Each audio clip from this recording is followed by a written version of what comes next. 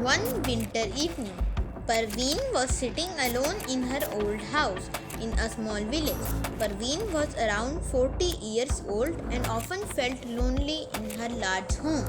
Her husband had passed away years ago and her children were busy with their own lives. While Parveen was looking through old photo albums in a corner of the house, she suddenly had a strange feeling, as if someone was standing behind her. Frightened, she turned around, but no one was there.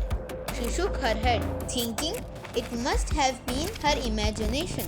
That night, when Parveen went to her room to sleep, the door had begun to close on its own. Surprised, she moved toward the door, but suddenly felt a cold breeze. A shiver ran through her body. Suddenly, a mysterious shadow appeared near the door. Parveen's eyes widened in fear. The shadow slowly started moving toward her. Gathering her courage, she asked, "Who are you and what are you doing here?" The shadow remained silent and disappeared for a moment, but Parveen could still feel that someone was watching her. Gathering her courage, Parveen asked, "Who are you and what are you doing here?"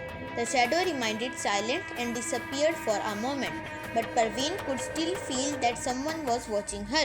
The next day, Parveen shared the incident with the villager elders, and they revealed that a woman had died in the house many years ago, and people said that her spirit still wandered there. Parveen felt that the woman wanted to tell her something, summoning her courage.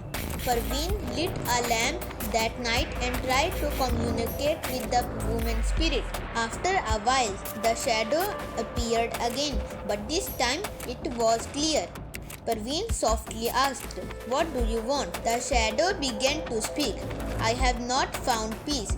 My death was not an accident. I was murdered." Parveen's heart sank upon hearing this.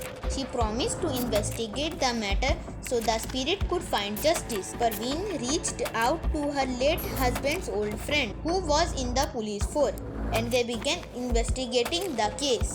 After months of investigation, they were able to track down the murderer and bring him to justice. When Parveen returned home that night, the shadow appeared once more, and this time it looked at peace. Smiling, the shadow said, "Now I can rest. Thank you," and disappeared forever. Parveen breathed a sigh of relief, realizing that sometimes the secrets of the past can seek us out so they can finally be set free.